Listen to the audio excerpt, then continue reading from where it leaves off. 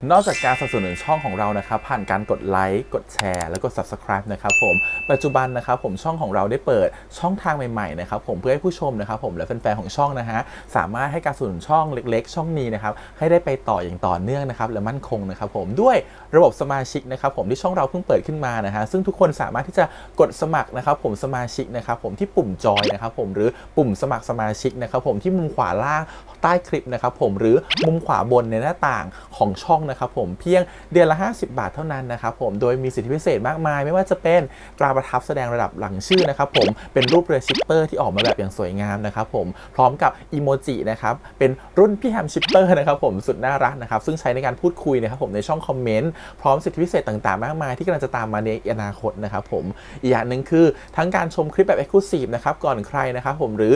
โอกาสที่จะได้ทำกิจกรรมต่างๆร่วมกันในอนาคตนะครับผมก็สำหรับสมาชิกเท่านั้นนะครับผมที่เก็บสิทธิ์นี้เอาไว้ให้กับทุกๆท่านนะครับแต่หากระบบสมาชิกยังไม่หนำใจนะครับผมเรายังมีช่องทางอื่นให้สนับสนุนกันนะครับผมไม่ว่าจะเป็นระบบซุปเปอร์แตงนะครับผมซึ่งหากผู้ชมเนี่ยเจอสัญลักษณ์นะครับรูปหัวใจนะครับผมที่มีดอลลาร์ไซน์นะครับผมหรือสัญลักษณ์รูปเงินดอลลาร์อยู่เนี่ยข้างใต้คลิปใดคลิปหนึ่งเนี่ยสามารถที่จะคลิกนะครับผมเพื่อโดเนทนะครับผมแทนคำขอบคุณนะฮะเพื่อเป็นการสนับสนุนช่องได้นะครับหรือจะเป็นการโดเนทนะครับผ่านบัญชีธนาคารนะครับผมซึ่งได้ใส่รายละเอียดเอาไว้แล้วนะครับข้างใต้คลิปนี้นะครับผมเอาไว้ที่คำบรรยายใต้คลิปนอกจากนั้นนะครับผมเรายังได้เปิด Line Open Chat นะครับซึ่งชื่อว่า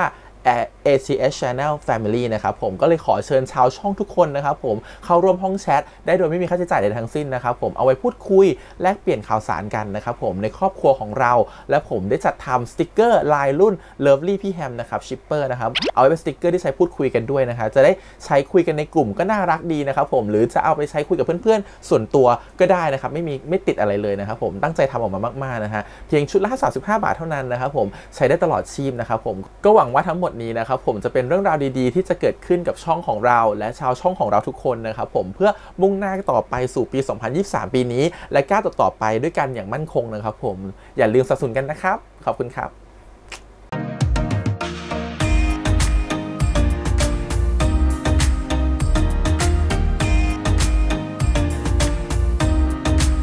สวัสดีครับยินดีต้อนรับสู่ช่อง ATS Channel นะครับกับพบกันแห่งการ reaction นะผมวันนี้อยู่กับพี่แฮมนะครับอย่างนั้นซีรีส์เรื่องบ้านหลอน on sale EP ที่ 9 นะครับผมนี่เพิ่งลงจากเครื่องเลยเพิ่งลงจากเครื่องตอน 4 ทุ่ม 5 ทุ่มประมาณนี้นะครับผมก็กลับมาถึงบ้านปุ๊บรีบอัด reaction ก่อนเลยนะครับลงวันนี้ก็คิดว่าอัดอะไรง่ายสุดก่อนบ้านหลอน on sale อัดง่ายสุดก่อนนะครับเพิ่งมาวันนี้ด้วยนะครับขออัดบ้านหลอน on sale ก่อนละกันนะฮะก็เดี๋ยวมาดูต่อกันกับ EP ที่ 9 นะครับว่าเรื่องราวจะเป็นยังไงแต่ก่อนเลยขอบคุณก่อนนะครับผมทาง GMTV ที่อนุญาตทำ reaction ได้นะครับไปดูกันต่อดีกว่ากับบ้านหลอน on sale EP ที่ 9 ครับไปเลยฟังว่าถ้าเฮียทำอาหารนี่พี่โฮมต้องกลับมาแน่ที่คนเกลียดพิมานสุขมันนะมันเป็นเพราะคำสาปของตระกูลเราต่างหากโฮมจะไปแก้คำสาปให้ตระกูลเราเองกูคิดว่ากันน่าจะมีส่วนเกี่ยวข้องกับการที่กูโดนรถชนด้วยกันเขาจะมีความแค้นอะไรบางอย่างกับตระกูลมึงป่ะหนูกำลังจะแก้แค้นให้พวกเราแล้วนะคะพ่อ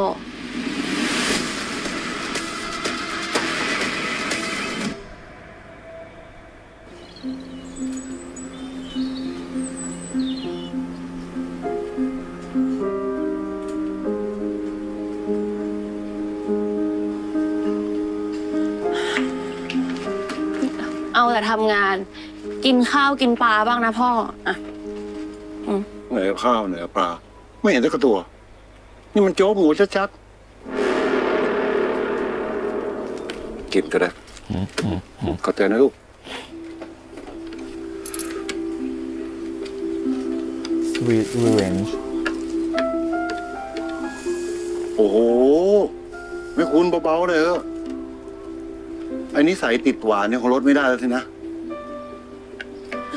จะไม่ให้ติดหวานได้ยังไงล่ะก็เป็นลูกคนขายน้ำตาลปั้น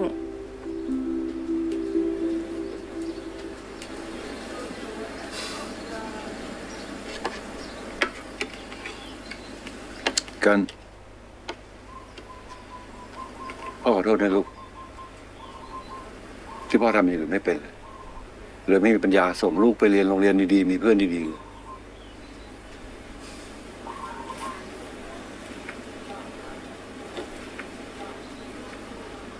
โอ้พ่อแค่เท่ที่สุดแล้วพ่อคนอื่นเขาก็จอกไปเลย ใครจะได้เป็นหัวหน้าชุมชน ดูแลคนเป็น100 คนแบบพ่อหนูล่ะ ปากหวานไปเรื่อยนะเราอ่ะ นี่กินหวานมากเลยปากหวานขนาดเนี้ย ใช่คุณสิงห์หรือเปล่าครับ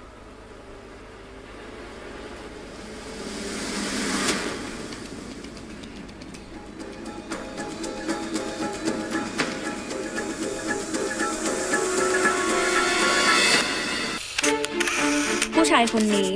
คือสมัยวิมานสุขมั่นเศรษฐีอสังหาริมทรัพย์อันดับต้นๆของประเทศเมื่อ12 ปีก่อนผู้ชายคนนี้เข้ามาที่ชุมชนคลองทรายแดงของพวกเราเพื่อเจรจาขอซื้อที่สำหรับโปรเจกต์ที่ยิ่งใหญ่ราวกับความฝันโปรเจกต์ของเขาคือการสร้างอเวนิวแห่งใหม่เนื้อที่กว่า30 ไร่กลางชุมชนแห่งนี้โดยสัญญาว่าหลังจากอเวนิวสร้างเสร็จทุกคนในชุมชนจะได้กลับมาขายของในอเวนิวแห่งนี้และนั่นหมายถึงการที่ทุกคนในชุมชนจะต้องย้ายไปอยู่แฟลตเล็กๆที่ตระกูลวิมานสุขมั่นเตรียมไว้ให้สวัสดีครับ ชาวคลองทรายแดงที่รักทุกท่านผมนายสมัยวิมานสุขมั่นนี่ลูกชายผมสมคิดวิมานสุขมั่นนับว่าเป็นชื่อฮือฮาสำหรับวงการอสังหาเลยก็ว่าได้นะคะซึ่งสิงห์หัวหน้าชุมชนคลองทรายแดงในตอนนั้นไม่เห็นด้วยพวกนายรู้ทุกตัวโกหกออกไปมันเป็นก่อนเราสัญญาอย่าไปไว้ใจคนรวยพวกนี้ถ้ามันได้ที่ตรงนี้ไปจริงๆอ่ะมีเหรอมันจะให้พวกเรามาค้าขายตอกต่อยในที่ของมันมันเป็นไปไม่ได้หรอกแต่ด้วยร่างกายที่มีโรครุมเร้าสิงห์ก็ไม่สามารถสร้างการเปลี่ยนแปลงอะไรได้ด้วยตัวคนเดียวและเมื่ออเวนิวสร้างเสร็จร้านทั้งหมดที่ได้ตั้งขายก็มีแต่ร้านหรูแบรนด์ดังสิงห์เครียดจนอาการทรุดหนักแต่พวกเรายังคงสานต่อเจตนารมณ์ของสิงห์พวกเราจะไม่หยุดสู้จนกว่าพวกเราจะชนะ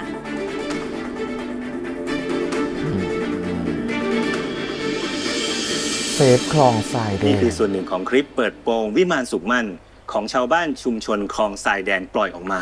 ที่กำลังเป็นกระแสในโซเชียลอยู่ณตอนนี้ครั้งนี้พวกผมมั่นใจมากไอ้ตระกูลวิมานสุขมั่นเนี่ยมันจะต้องพ่ายแพ้พวกผมจะต้องชนะพวกผมมั่นใจใช่ไหมพวกเราใช่โดยที่นายดิเลกหรือคุณป๊อปผู้นำคนใหม่ของชุมชนคลองทรายแดงได้ออกมายืนยันว่าเขามีหลักฐานที่สามารถจะเอาผิดกับคู่กรณีอย่างตระกูลวิมานสุขมั่นได้แล้ว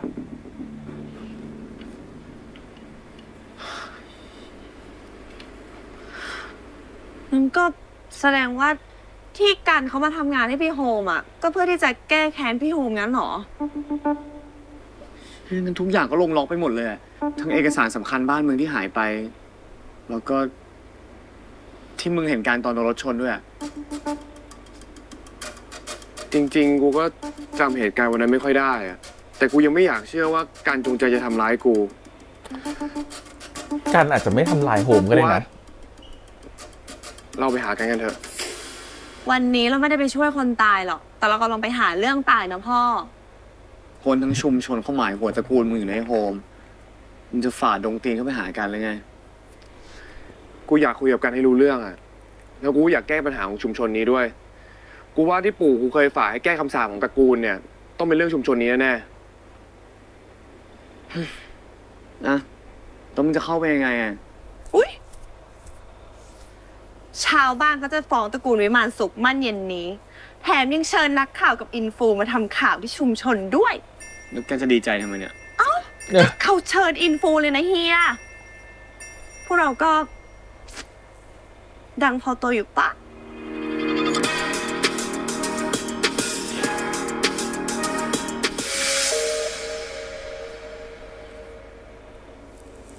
หนูกันน้าได้ทำแผนที่เราวางไว้เสร็จแล้วนะแต่หนูแน่ใจนะว่ารอบเนี้ยวิมานสุขมั่นมันจะไม่ตลบหลังเรานักข่าวทั้งหมดที่เราติดต่อไปไม่มีทางที่คุณสมคิดจะปิดข่าวได้หมดแน่ๆและเอกสารสัญญาตัวจริงที่จะทำให้เราชนะคดีก็มาอยู่ในมือของเราแล้วน้าปอกไม่ต้องห่วงค่ะงั้นน้าขอตัวไปรับนักข่าวกันนะป่านเดี๋ยวคงมากันแล้วค่ะ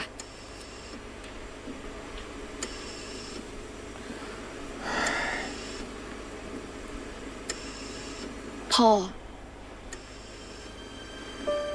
เราใกล้จะแก้แค้นวิมานสุขมั่นได้สำเร็จแล้วนะ สิ่งที่พ่อต้องการมาตลอด มันใกล้จะเป็นความจริงแล้ว หนูกันมาช่วยดูเอกสารให้ป้าทีสิ ได้ค่ะ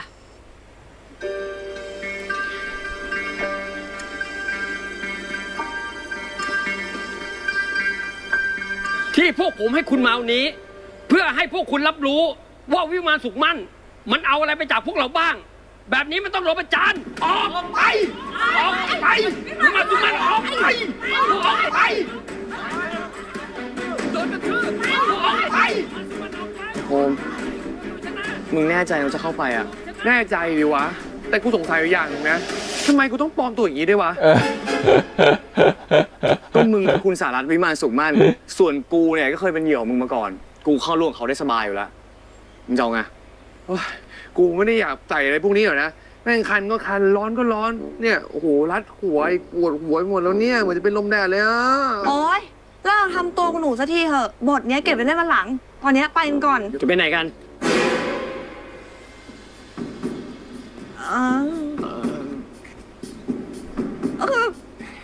พวกหนูอ่ะ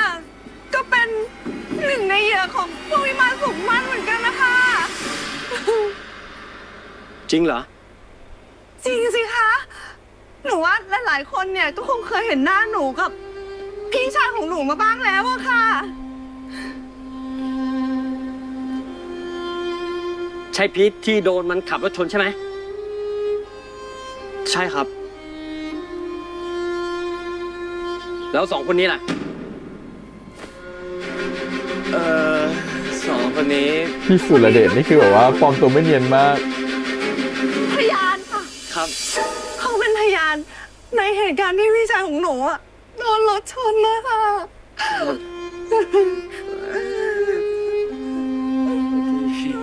แล้วมาทำอะไรลับๆล่อๆ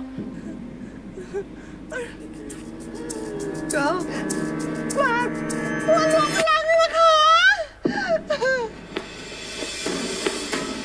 ใช่ไหมคะทุกคนไอ้พวกวิมานสุขมั่นอะมันโดนแค่นั้นมันจะไม่พออะไรคนเร็วๆของพวกมันนะจะต้องโดนมากกว่านั้นเราอะจะยึดบ้านของมันแล้วเราก็จะจับมันขึงตุ้ยท้องติดหัวแล้วก็ยึดสมบัติของมันมาแบ่งกันค่ะดีมากไปข้างในเลยไปใช่ไหมคะไปเลยข้างใน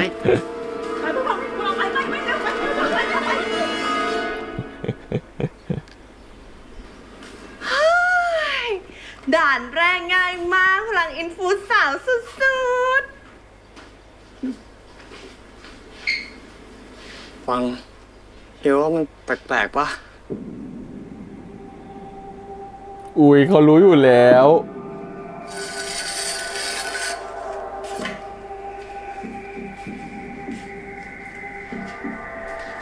รอบมาเชื่อจ้ะ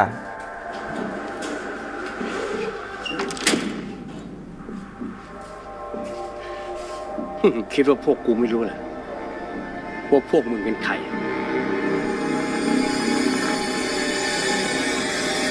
จับมันปล่อยนะพี่ปล่อยนานแล้วมันนานแล้วเหรอใช่จะสิลูกไม้ตื่นแบบเนี้ยหนูการเตือนมาแล้วนี่คิดว่าพวกกูไม่รู้เหรอมึงคือไอ้โฮมปลอมตัวมาไม่ใช่ครับโชคดีจริงๆที่พวกมึงมาหากูถึงที่โอ้นะฟังพวกผมก่อนนะครับผมไม่ได้อยากจะปลอมตัวมาหรอกครับแต่ที่ผมมาที่นี่เนี่ยเพราะว่าอยากจะมาดูว่าเอาพอจะมีอะไรช่วยพวกนาได้บ้างไหมเชื่อไม่ทิ้งแถวเหมือนกูจริงๆพวกกูเห็นคลิปอาของมึงเนี่ยที่ให้สัมภาษณ์นักข่าวหมดแล้วก็อย่างที่แจ้งไปแล้วนะครับว่าทางตระกูลของเราวางแผนไว้ว่าจะฟ้องกลับกับคนที่ปล่อยข่าวเฟกนิวส์นี้ครับแต่มันมีเยอะมากเลยนะคะเราจะฟ้องทุกคนไหวแล้วคะไม่ว่ามึงจะทำอะไรพวกกูกับหนูกันก็ไม่มีวันให้อภัยพวกมึงหรอกสมคิดทำไมแกปล่อยให้ข่าวมันลุกลามบานปลายขนาดนี้เหรอ แล้วเนี่ยนักข่าวแห่กันมาเยอะแยะแกจะจัดการยังไงไอ้เรื่องจัดการนักข่าวเนี่ยผมจัดการได้อยู่แล้ว แต่ผมต้องรู้ความจริงทั้งหมดก่อนว่ามันคืออะไรความจริงอะไรอ๋ออันนี้เป็นคนทำเหรอ พ่อไปกว้านซื้อที่ชุมชนคลองทรายแดงไว้จนครบแล้วก็ส่งต่อพี่เป็นคนดูแลเพราะไว้ใจพี่ก็ฉันเป็นลูกสาวคนโปรดของคุณพ่อไงแล้วพี่ไปทำอีท่าไหนชาวบ้านคือได้ออกมาประท้วงกันขนาดนั้นน่ะพี่รู้ไหมว่าตอนนี้ปัญหามันบานปลายไปขนาดไหนผมถามพี่จริงๆพี่ยังมีความจริงอะไรปิดบังผมอยู่หรือเปล่าปวดท้องฉันปวดท้องฉันไปพักก่อนครับฉันไม่อยากจะอยู่ตรงนี้ปวดท้อง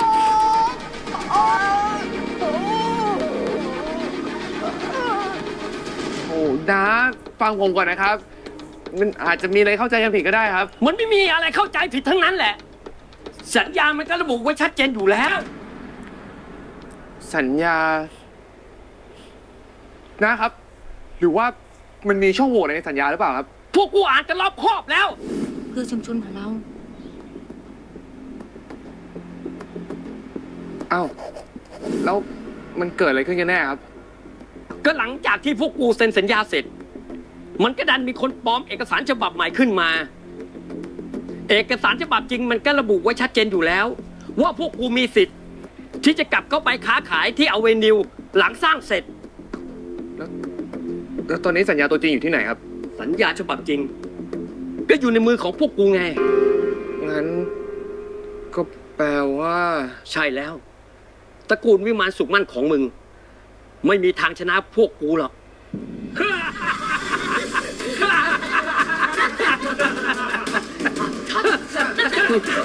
อ้าวจบแล้วนี่ครับอะไรของมึงอ่ะก็พี่ก็ชนะคดีส่วนผมก็ได้แก้คำสาปให้ปู่มิชชั่นคอมพลีท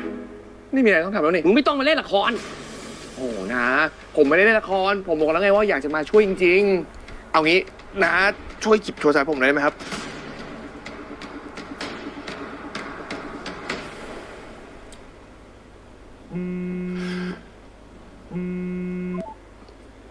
ฮัลโหลว่าไงมีอะไรเปล่าอาคิดครับผมรู้เรื่องเอกสารปลอมทั้งหมดแล้วนะครับ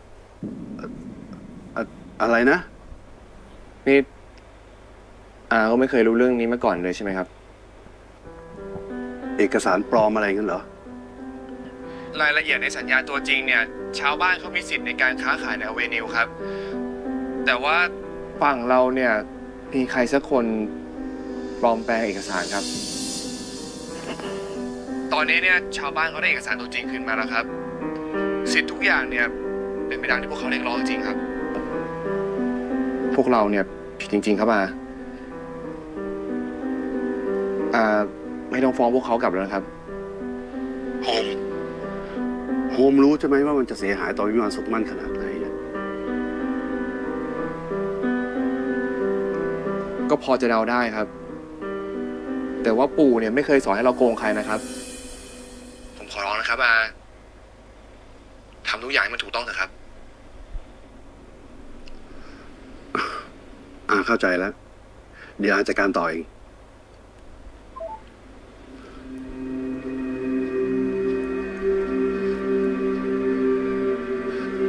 พี่พรเรามีเรื่องต้องคุยกันแล้วล่ะหนีไปแล้ว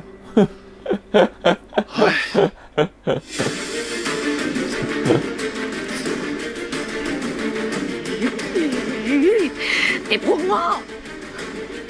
สงสัยฉันต้องจัดการทุกอย่างด้วยตัวเองอีกแล้ว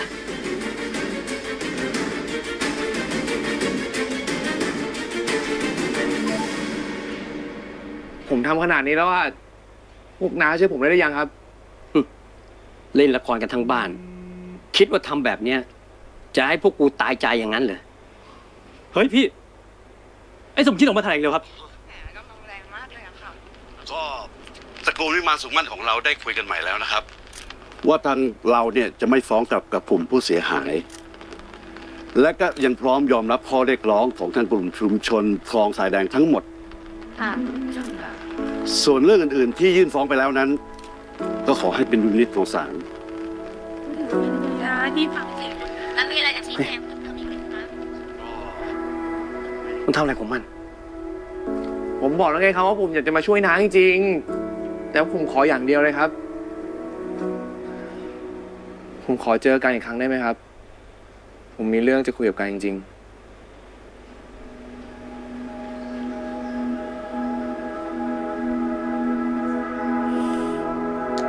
ผมว่ากันไม่ได้ทำแน่เลยอาจจะกลายเป็นพี่คุณพรเลยแหละเป็นคนทำให้ตัวของโฮมาตายแย่งสมบัติกันในตระกูลเข้ามา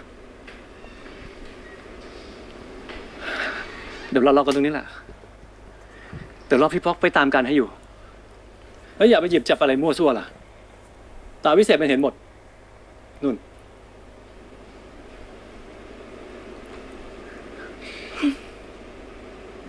เว้ยนี่กันกับคนที่ชื่อสิงห์อยู่ในข่าวนี่พวกแกไม่รู้หรอว่าเขาเป็นพ่อลูกกัน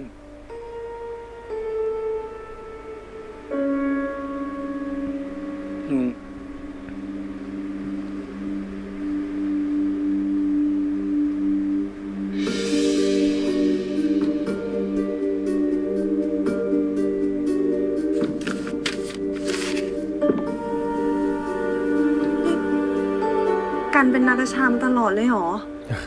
นาตาชาแต่เอาจริงนะตอนนี้ก็ยังไม่เข้าใจอยู่ดีอะว่าทำไมเขาถึงต้องแค้นพี่โฮมขนาดนั้นด้วยอะ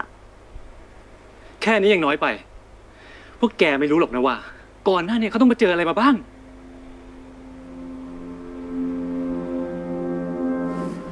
คืออะไรครับไอ้เวรพวกนั้นน่ะมันโกหกผมมันตั้งใจจะโกงสัญญามันเป็นของปลอม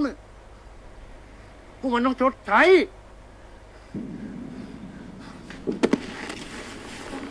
พ่อโอ๊ยพ่อเป็นไรอ่ะเฮ้ย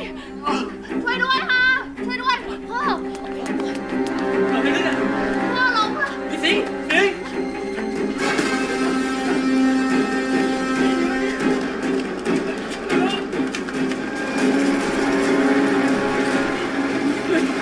น้องจะไปไหนเนี่ยสะพานปิดห้องอยู่ไปไม่ได้ต้องไปค่ะพ่อหนูต้องไปโรงพยาบาลเฮ้ยพ่ออดทนไว้ก่อนนะคะพ่อทำไงอะพี่น้องต้องไปทางนึงโอ้ยพ่ออดทนก่อนนะอดทนก่อนนะพ่อนะ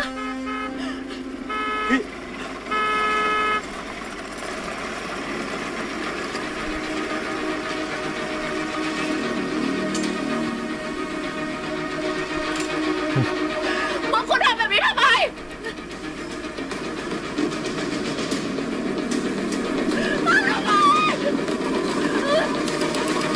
อิปพรตัวดีเลย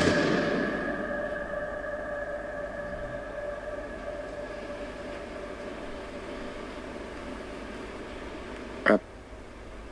คุณสิงห์เขาอยู่ในห้องนี้เหรอครับ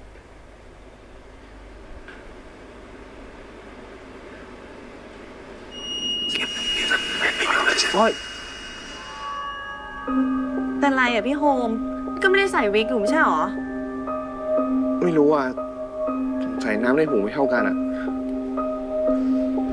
ฉันว่าโฮมโดนของปะเนี่ย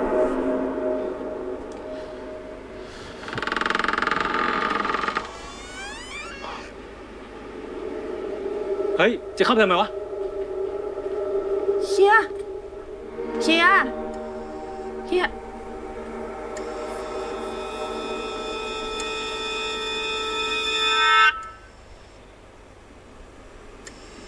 พี่ครับคุณสิงห์เขายังมีชีวิตอยู่ใช่ไหมครับ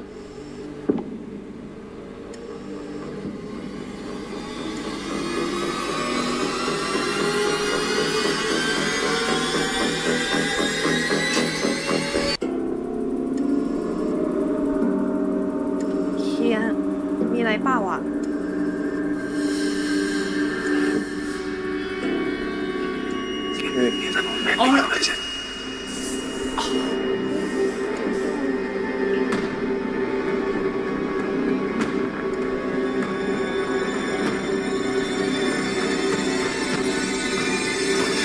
อะไรกันออกไปเดี๋ยวนี้เลยนะบ้านออกไป ถอยออกไปไงเร็ว ออกไปนะคะออกไปค่ะใช่ค่ะกันฟังแล้วกันฟังแล้วก่อนนะเรามีเรื่องต้องคุยกันอะไม่มีอะไรต้องคุยกันแล้วค่ะดิฉันรู้เรื่องหมดแล้วกลับไปได้แล้วค่ะเราไม่กลับจนกว่าเราจะได้เคลียร์กันยังมีอะไรต้องเคลียร์กันอีกเหรอคะดิฉันปลอมตัวเข้าไปทำงานกับคุณเพื่อที่จะแก้แค้นและทุกอย่างก็กำลังจะจบลงแล้วค่ะแต่เราไม่จบกันนี่เธอจะบอกว่าความสัมพันธ์ที่ผ่านมาของพวกเราทั้งหมดเนี่ยมันเป็นของปลอมทั้งหมดเลยเหรอใช่ค่ะ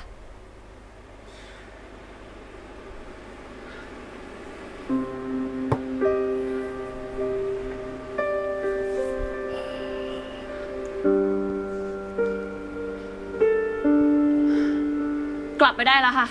หลังจากนี้เราไม่มีเหตุผลต้องคุยต้องเจอกันอีกลากพวกมันออกไปเลยค่ะกันเดี๋ยวสิกันคุยกันก่อนกันคุยกันก่อนกันเพิ่มกำลังคนเฝ้าเซฟแล้วก็กระจายดูรอบๆหอพักด้วยจำเอาไว้นะคะถ้าหากว่าเรื่องนี้ยังไม่จบห้ามพวกเขาเข้ามาอีกเด็ดขาดได้ครับ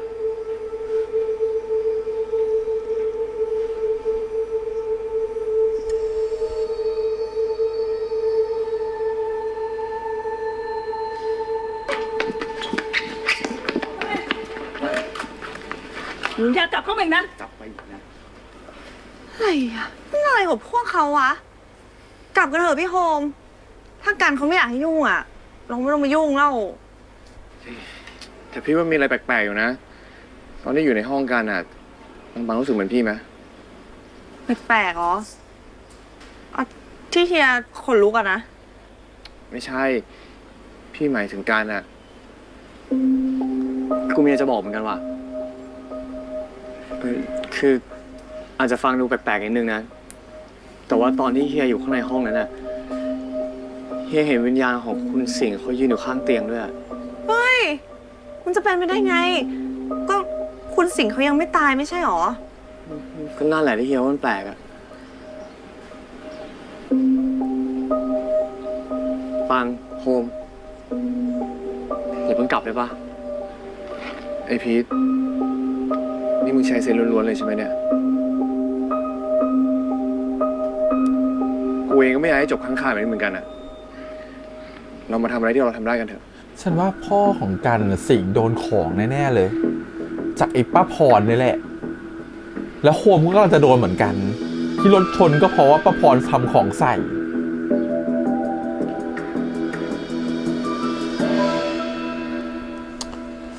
ดูกันก่อนเอาช่วยกันมาจำหน้าของคนพวกนี้ให้ดีๆอย่าให้มันกลับมาเหยียบที่นี่อีกถ้าเจอมันเมื่อไหร่จับมันได้เลยได้นี่เป็นคนในรูปเนี่ยใช่แล้วจ้าปังแอนพี่สุรเดช is back ถ้าคุณแน่ก็อย่าจับมันจับด้วยไปเว้ย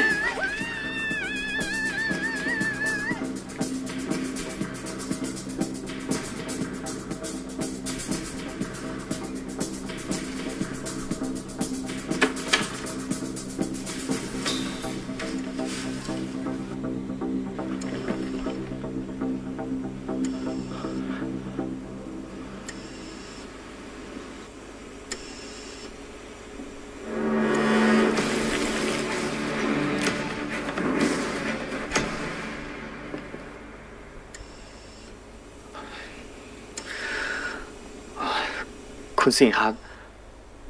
ผมพีทนะครับคุณสิงห์ช่วยบอกผมหน่อยได้ไหมครับว่ามีอะไรที่อยากจะพูดกับพวกเรากันแน่หรือว่าถ้ามีอะไรที่อยากจะบอกกันนะฝากผมไปบอกได้เลยนะครับ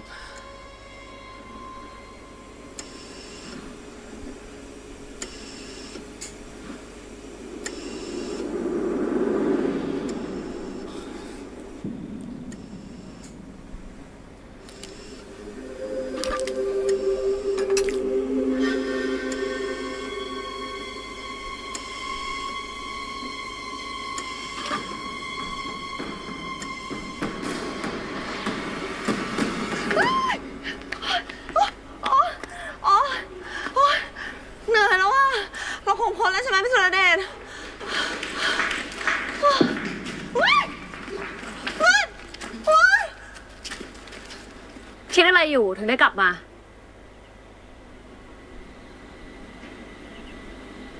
แล้วโฮมพีทล่ะ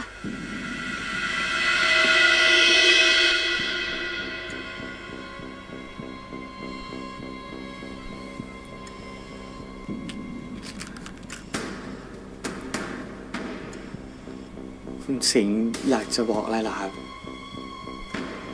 คุณต้องการจะแก้แค้นวิมานสุขมั่นเหรอครับ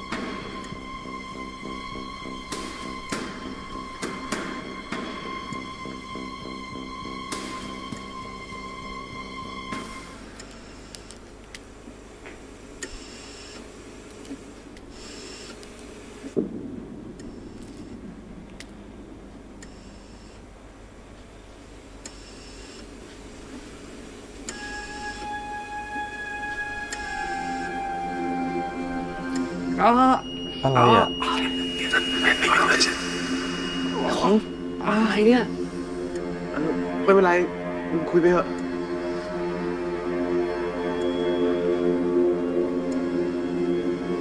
มีเยอะ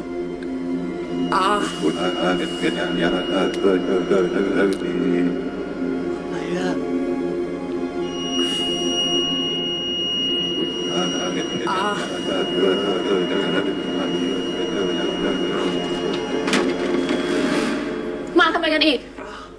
มาล่าพวกเขาออกไปค่ะออกไปคุยกับเขาไม่ดีไปเลยพี่วะอย่าดิ้นนี่พวกคุณเป็นอะไรจะมาละลาอะไรพ่อฉันนักหนากันใจเย็นนะที่พวกเราแอบเข้าไปอ่ะเพราะวิญญาณคุณสิงห์เขาอยากบอกอะไรพวกเราจริงๆนะพ่อฉันยังไม่ตายเขายังหายใจอยู่เราก็ไม่รู้เหมือนกันว่าเรื่องนี้คืออะไรอ่ะขอเราเข้าไปคุยกับเขาก่อนได้ไหมอาการหยุดกล่าวหาว่าพ่อฉันตายได้แล้วนะนี่เธอไม่อยากรู้จริงเหรอว่าพ่อเราอยากบอกอะไรอ่ะออกไปเลยนะกันฟังมาก่อนดิไม่ฟังกันพ่อจะพูดอะไรได้ก็คงพูดให้พวกแกออกไปนี่แหละมีเพื่อนเยอะๆนะไอเด็กหน้าดุ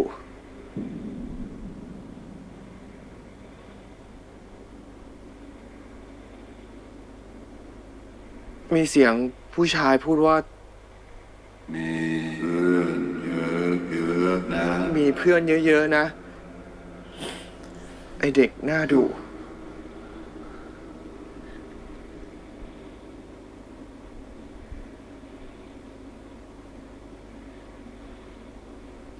ไม่จริงถึงจะเป็นพ่อฉันก็ไม่พูดคำนี้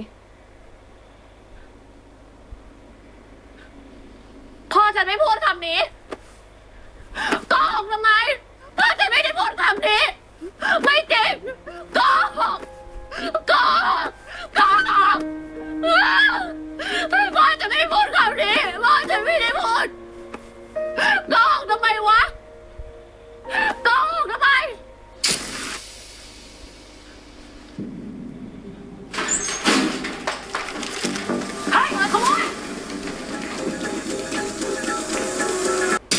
ไอคนนั้นที่เสือทรายแดงทรยศนั่นแหละอะไรวะเนี่ย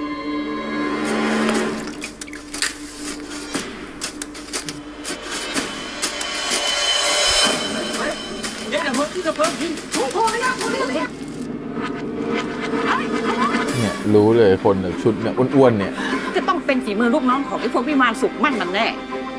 เป็นฝีมือของเองใช่ไหมพูดดิใช่ไหมพี่เฮ้ยแม่นเลยว่ะเฮ้ยเอาไปหน่อย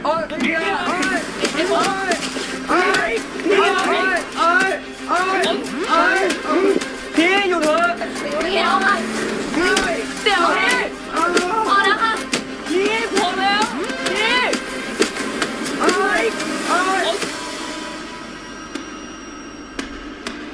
มีเพื่อนเยอะๆนะไอเด็กหน้าดุ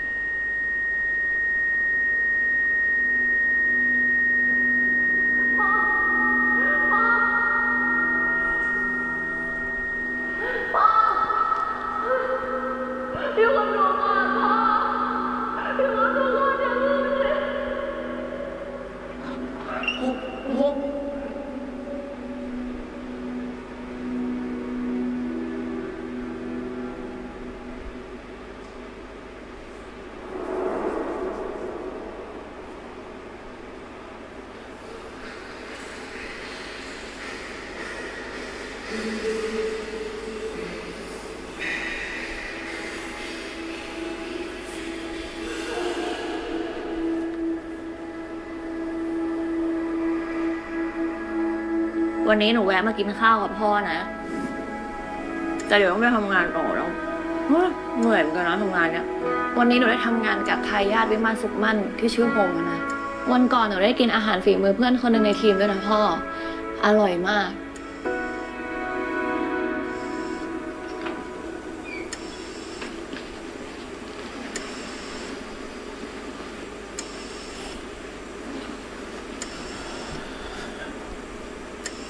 พ่อเมื่อคืนโฮมประสบอุบัติเหตุพ่อคงดีใจใช่ไหมที่ไอ้พวกวิมานสุขมันมีคนได้รับกรรมสักที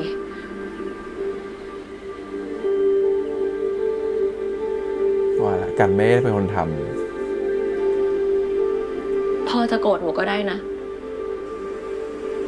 แต่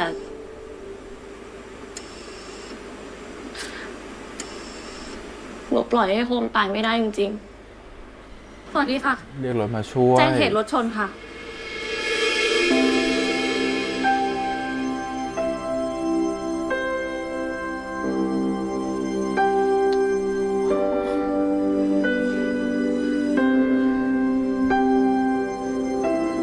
ไม่ฉันจะไม่ร้องฉันจะไม่ร้องเธอทำให้ฉันร้องไห้ทุกอีพีไม่ได้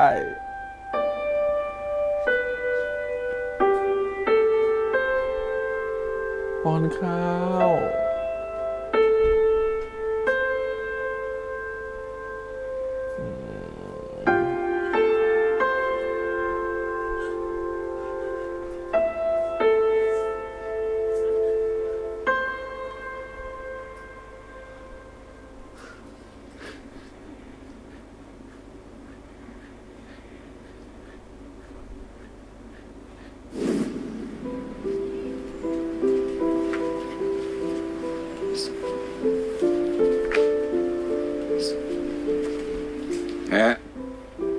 ที่เขาว่า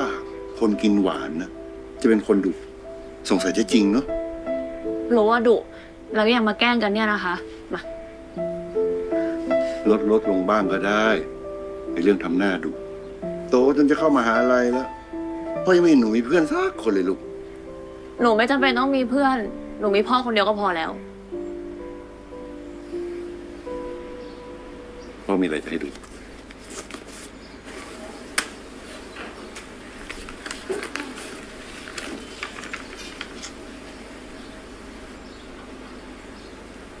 พ่อป่วยเป็นโรคหัวใจเต้นผิดจังหวะ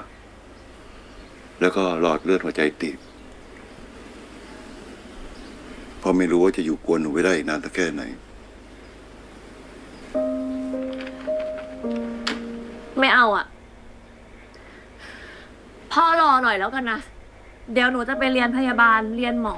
เรียนอะไรก็ได้ที่มันจะสามารถรักษาพ่อได้โอเคไหม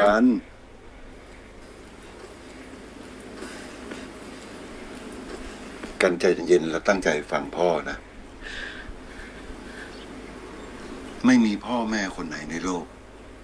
ที่อยู่เป็นเพื่อนลูกได้ตลอดชีวิตนะหนูต้องมีเพื่อนเองบ้าง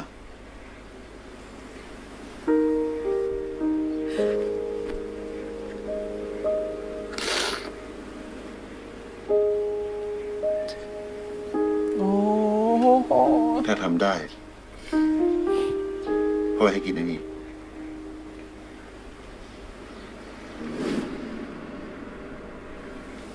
สัญญากับพ่อนะลูกว่าหนูจะยิ้มเยอะๆมีเพื่อนเยอะๆใช้ชีวิตให้มีความสุขมากกว่านี้ให้เด็กหน้าดุ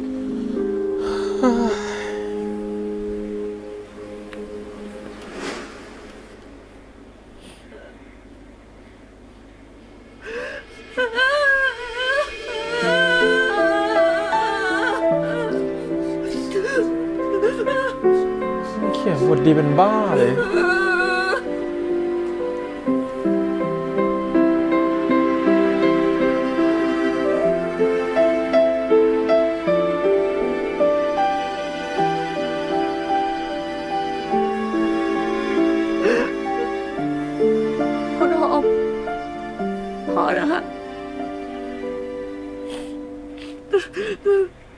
ค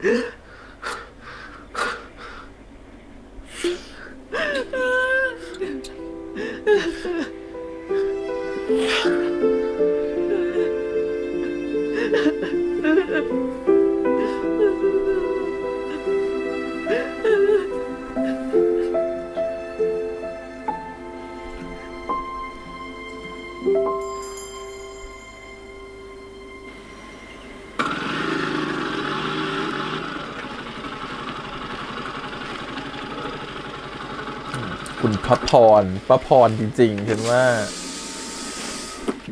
เป็นไง เรียบร้อย ได้มาไหม กว่าจะขโมยมาได้นะครับ แทบลากเลือดเลยนะครับ คุณสมพร มาดูดิ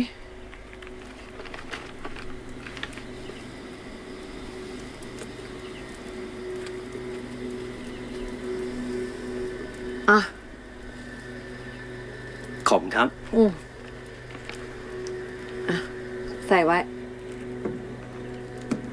มันคืออะไรครับ ใส่ไปเถอะ ถ้าไม่อยากเจ็บตัว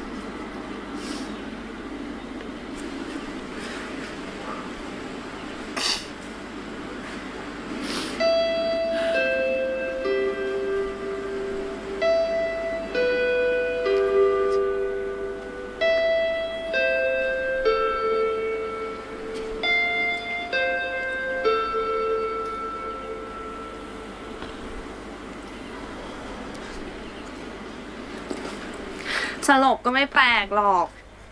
วันนี้พ่อเหนื่อยมาทั้งวันไม่ได้กินอะไรเลย การเองก็น่าจะเหนื่อยมากเหมือนกันอ่ะกินข้าวหน่อยไหม ผูเป็นโตด้วยนะ มาช่วยหนูช่วยเก็บ คนนี้ใครดูแล ไอ้โฮมกินข้าวแล้วการอ่ะน่ะอ๋อ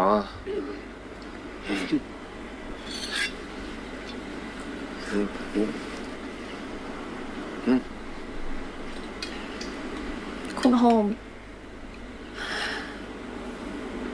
เรื่องวันนั้น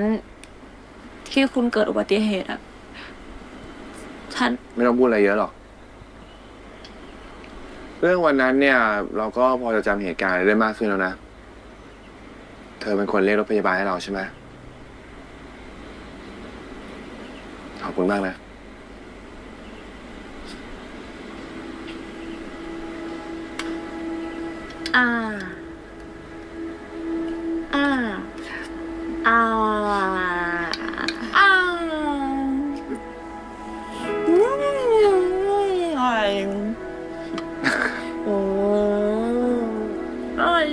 ฝั่งนี้ไม่ป้อนบ้างหรอ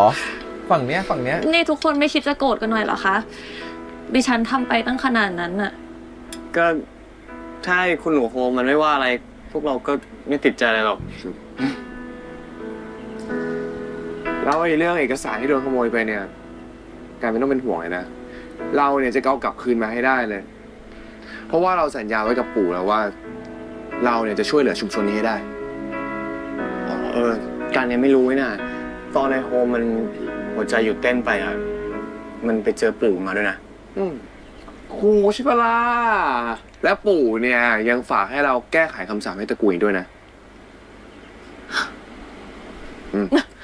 นะหัวเราอย่างนี้ไม่เชื่ออีกดิเปล่าค่ะดิฉันเชื่อค่ะแต่ว่าตอนนี้เนี่ยก็ติดอยู่แค่เรื่องเดียวเลยใครเป็นคนขโมยไปวะ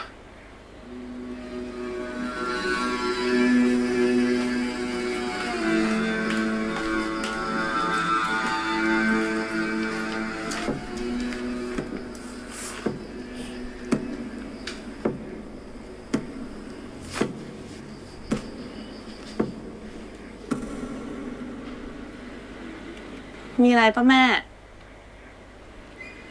ดิฉันกำลังคิดว่าคำสาปของตระกูลที่คุณโฮมพูดถึงอาจจะไม่ได้เกี่ยวกับชุมชนของดิฉันก็ได้ค่ะอีกแล้ว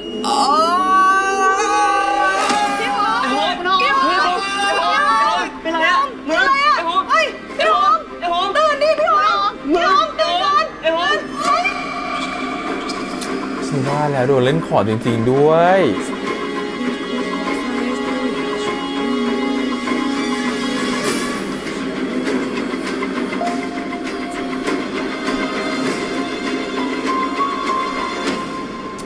ป้าพรคือคนเล่นของเลยจ้ะกูฝากแค่คำสั่งของตระกูลด้วยนะโฮม โอ้โหเป็นไงหายเจ็บยัง ยังเลยว่ะก็เห็นจะยังได้ยินเสียงแปลกๆอยู่เลยอ่ะโอ๊ย ตอนนี้ก็ไม่มีใครรู้หรอกค่ะว่าคำสาปที่คุณโฮมพูดถึงคืออะไรแต่ดิฉันว่าต้องมีใครสักคนที่ประสงค์ร้ายกับคุณโฮมอยู่แน่นอนค่ะกูไม่เคยเจออะไรน่ากลัวขนาดนั้นมาก่อนเลยว่ะเราไม่ได้กำลังสู้กับผีแต่เรากำลังสู้กับคนเล่นของอยู่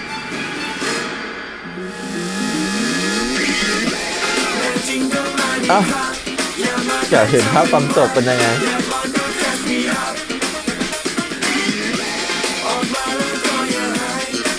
การกลับมารวมตัวแล้ว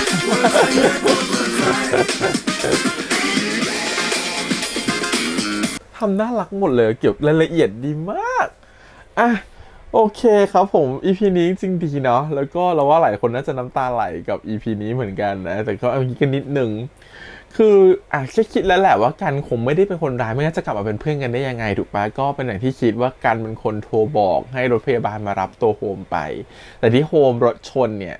ถ้าดูจาก EP นี้แล้วเนี่ยเดี๋ยวได้ยินเสียงในหูอะไรเงี้ยแล้วว่ามันโดนของแน่นอนนะแต่ตอนแรกคิดว่าพ่อของกันโดนของด้วยหรือเปล่าอะไรเงี้ยที่เหมือนกับว่ามีอาการป่วยผิดปกติอะไรเงี้ยเอาจริงๆแล้วคือตอนหลังมาเฉลยว่าพ่อเขาเป็นโรคหัวใจเต้นผิดปกติจริงๆเพราะฉะนั้นก็คือว่าเป็นโรคจริงๆไม่ได้โดนของอะไรนะฮะแต่ตัวของป้าพรเนี่ยทำของใส่แน่นอนแล้วตอนที่คนของวิมานชุมชนทรายแดงเอาหลักฐานมาให้ป้าพรเนี่ยแล้วก็บอกให้เอาใส่ไว้ไม่งั้นจะเป็นอันตรายเนี่ยไม่งั้นก็แล้วไม่ยอมใส่ก็แสดงว่าป้าพรเนี่ยก็เลยคิดว่าป้าพรอาจจะทำของใส่วิญญาณของพ่อกันก็ได้นะแต่ยังไม่ได้เฉลยหรือว่าสักอย่างหนึ่งเพราะว่าเราเห็นว่าเหมือนกับเป็นวิญญาณของผู้ชายคนหนึ่งหรือวิญญาณของพ่อกันก็ไม่รู้มาจัดการตัวของคนนั้นเนาะแบบล้มมอเตอร์ไซค์แล้วก็โดนเหยียบอะไรเงี้ยจนตายอะไรเงี้ยซึ่งเราไม่รู้ว่าการที่บอกว่าป้าพรให้ของไปบอกว่าป้องกันจะได้ไม่เจ็บตัวคำว่าไม่เจ็บตัวคือป้าพรรู้หรือเปล่าว่าวิญญาณของพ่อกันหรือใครสักคนหนึ่งเมื่อกี้เห็นหน้าไม่ชัดจะมาทำร้ายเขาหรือรู้อยู่แล้วว่าทำของใส่ก็เลยของจะมาทำร้ายเราไม่แน่ใจว่าเขารู้ได้ยังไงแต่คิดว่าคงมีอะไรบางอย่างที่เรื่องยังไม่เฉลยอีกนิดนึงที่ทำป้าพรถึงรู้ว่าแกต้องโดนแน่ๆที่แกเอาหลักฐานไม่ชัดเนี่ยเดี๋ยวแกต้องโดนอะไรแน่ๆเอาของไปคุ้มกันก่อนแต่ก็ดันเอาไปทิ้งกับพื้นก็เลยซวยนะครับนั้นเลือดทั้งหมดเหมือนวิ่งไปหาป้าพรเราเริ่มตัดอาสมคิดทิ้งไปแล้วแสดงว่าอาสมคิดไม่ใช่คนที่ร้ายของตระกูลนี้ก็ได้น่าจะเป็นคนที่ไม่ได้มีอะไรเลยแต่ก็เป็นคนที่ปกปิดความจริงของตระกูลหลายอย่างเหมือนกันแต่คนที่เป็นคำสาปของตระกูลหรือคนที่ร้ายของตระกูลกลับเป็นป้าพรมากกว่าแล้วการที่ตัวของโฮมรถชนก็มีสิทธิ์ว่าจะโดนของอาจจะเป็นการปวดหัวขณะขับรถแล้วก็ทำให้รถชนนะครับแล้วของยังอยู่ในหัวอยู่ทำให้แบบเจ็บหัวตลอดเวลาเจ็บหูตลอดเวลาแล้วการที่ได้ยินเสียงวิญญาณเนี่ยไม่แน่ใจว่ามาจากเซนส์หลังจากที่ผ่านความตายมาแล้วหรือว่าสิ่งที่มันเกิดขึ้นคือเพราะโดนของมันทำให้เหมือนกับมีผีอยู่ในตัวหรือมีวิญญาณร้ายอยู่ในตัวทำให้ตัวเองได้ยินเสียงของวิญญาณด้วยเหมือนกันซึ่งตรงนี้เรื่องคงจะให้ความหมายอีกทีหนึ่งในภายหลังนะฮะว่าเกิดจากอะไรกันแน่แต่คิดว่าการที่โดนของแบบนี้เนี่ยตัวโฮมก็คงต้องหาวิธีแก้แน่แล้วก็เหมือนกับถูกผูกติดอะไรบางอย่างไว้อยู่ก็คงจะต้องไปดูว่าจะเข้าไปในบ้านป้าพรและทำลายคำสาปยังไงอีพีหน้าเหมือนจะเข้าบ้านป้าพรเนาะแต่คิดว่าป้าพรคงไม่ได้จบง่ายๆในอีพีหน้าแน่นอนน่าจะมี EP 11อีกสำหรับป้าพรก็ต้องรอดูแหละว่าป้าพรเนี่ยคือเป็นคำสาปของตระกูลจริงหรือเปล่าหรือมีบิ๊กบอสยิ่งกว่าป้าพรอีกนะครับผมตอนแรกเราไม่ได้มองป้าพรเลยเนาะเรามองแค่ว่าเป็นแบบตัวละครที่เหมือนกับว่าไม่เอาไหนเป็นตัวละครที่เหมือนกับเป็นแบบว่าพี่สาวที่แบบว่าดูจะเอาแต่หวังแต่สมบัติแต่สุดท้ายนะคนที่ดูไม่มีอะไรคนที่ดูแบบว่าไม่ได้ดูน่ากลัวกับเป็นคนที่ร้ายที่สุดนะ แต่ถ้าเราพูดแบบนี้อาสมคิดก็ใช่ย่อยอาสมคิดอาจจะร้ายเหมือนกันก็ได้ซึ่งเราไม่ทนายใหญ่ทำงานให้ตระกูลนี้ทนายใหญ่ก็ไม่รู้ทำงานให้ใครนะฮะเพราะทำงานทางป้าพรแล้วทำให้อาสมคิดตรงนี้คือสิ่งที่น่าสนใจมากๆว่าเรื่องอาจจะผูกไว้แบบไหนนะแต่คิดว่าตัวโฮมน่าจะต้องมีแล้วรู้สึกว่าโฮมรักคนไม่ผิดเพราะโฮมไม่เคยรักป้าพรเลยแต่โฮมรักอาสมคิดการที่เอาอาสมคิดนั้นเป็นคนร้ายเนี่ยแล้วว่ามันจะหักอกตัวโฮมเกินไป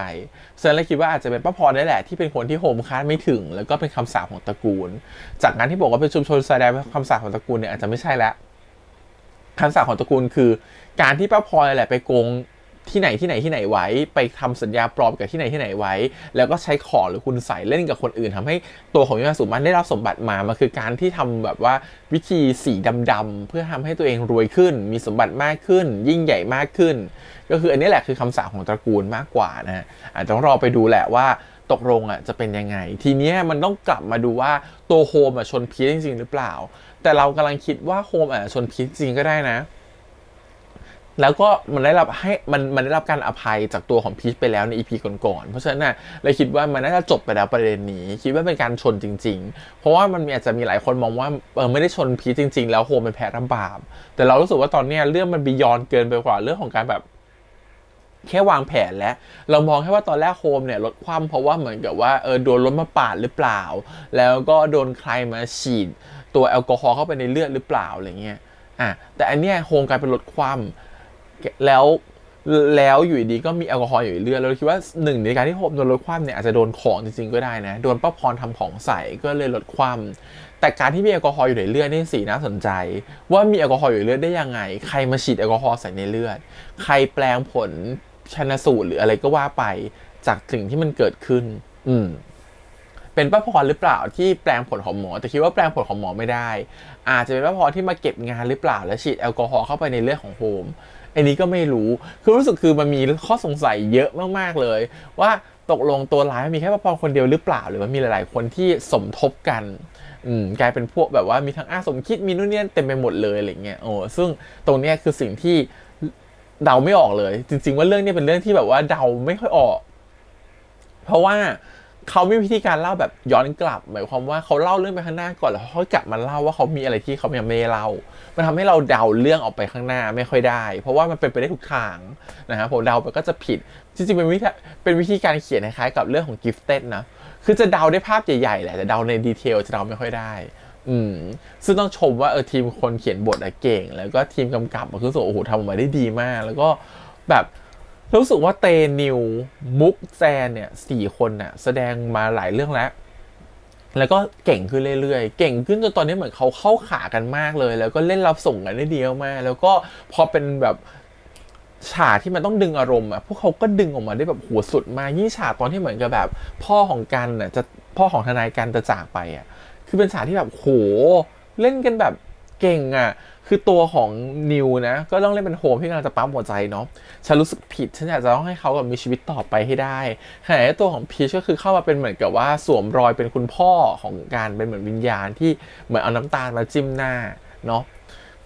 รวมถึงแบบพอมุกพอถึงจังหวะนั้นมุกก็คือร้องไห้แบบเทโฮเลยเขารู้สึกแบบคือมันแบบมันเป็นซีนใหญ่ซีนหนึ่งที่เล่นกันพร้อมๆกัน3คนแล้วอารมณ์มันส่งมากๆและซีนของแบบมุกก็คือถูกเขียนบทไว้ดีปูไว้ดีมากๆเลยว่าแบบว่าพ่อในอดีตเป็นยังไง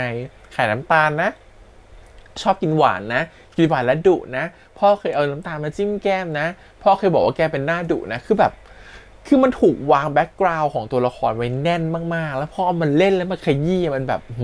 แค่1 ตอนนะฮะมันไม่ต้องปูอะไรมาก่อนอันนี้เราไม่เคยรู้จักพ่อของตัวของทนายกันเลยไม่เคยรู้จักแบ็กกราวด์ของกันเลยเพิ่งจะมารู้ EP เนี้ย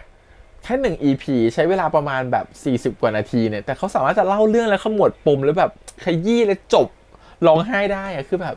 เก่งมากคือแบบทำออกมาได้ดีมากนี่คือแบบว่าขอชมเลยนะว่าแบบเรียงร้อยเรื่องราวมาแล้วแบบถ่ายทอดมาด้วยแบบมีมิติแล้วก็อิมแพคมากๆซึ่งตรงเนี้ยเรารู้สึกว่าเป็นเสน่ห์ของเรื่องนี้ทำให้รู้สึกว่าเรื่องนี้เป็นเรื่องที่แบบว่ามันมีความแบบมันมีความเจ๋งของมัน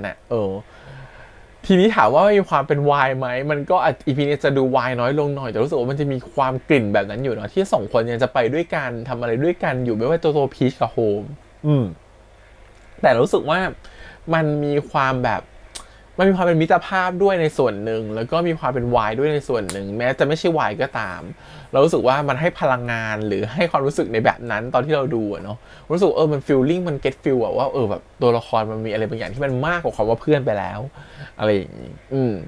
โอเคทีนี้ชุมชนทรายแดงเรื่องราวนี้จบไปแล้วเขาปูเรื่องนี้มาตั้งแต่ EP ก่อนจนถึง EP นี้